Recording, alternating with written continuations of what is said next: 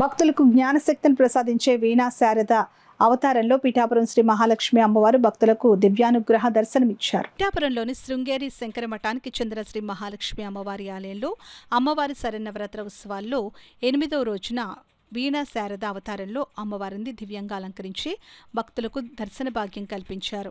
ఈ సందర్భంగా అమ్మవారికి పంచామృత అభిషేకం, కుంకుమార్చన, విశేష పూజలు నిర్వహించారు.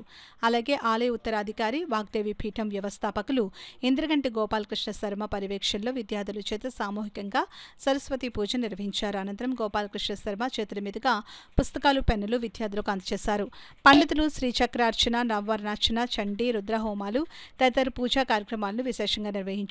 అశేషంగా భక్తులు వచ్చి అమ్మవారిని దర్శించి తరించారు. ఈ సందర్భంగా ఇంద్రగంటి గోపాలకృష్ణ శర్మ మీడియాతో మాట్లాడారు. కోట జగన్నాథ్ శర్మ, సుబ్రహ్మణ్యం మాస్టర్, దోళ్ల అయ్యన్న, పిఎస్ఎన్ మూర్తి, చాంద్రపట్ల సుందర శర్మ తదితరులు పాల్గొన్నారు. అమ్మవారి యొక్క ప్రతిమని, ఫోటోని అందరికీ అందజేయడం జరిగింది. సరస్వతీదేవి యొక్క శ్లోకాలు దేవీ భాగవతంలో ఏదైతే ఉన్నాయో ప్రధానమైనటువంటి 3 శ్లోకాలను మనకందరికీ చెప్పించడం, పిల్లలకు ఉపదేశం చేయడం జరిగింది. పిల్లలందరూ కూడా భక్తి శ్రద్ధలతో కార్యక్రమాన్ని చేసి ఉన్నారు. చాలా వైభవంగా, ఆనందంగా, భక్తిగా పిల్లలందరూ కూడా సరస్వతి పూజా మహోత్సవాన్ని చేసుకున్నారు. వాళ్ళకి ప్రత్యేకించి మహానివేదన, క్షీరాన్నం, పులిహార లాంటి ప్రసాదాలు నైవేద్యం తయారు చేసి అమ్మవారికి నివేదన చేసి పిల్లలందరికీ పెట్టడం కూడా జరుగుతోంది. చాలా మంది పిల్లలు వచ్చి ఉన్నారు. ఇది గత 12 ఏళ్లుగా ఈ కార్యక్రమం మేము చేస్తూనే ఉన్నాం.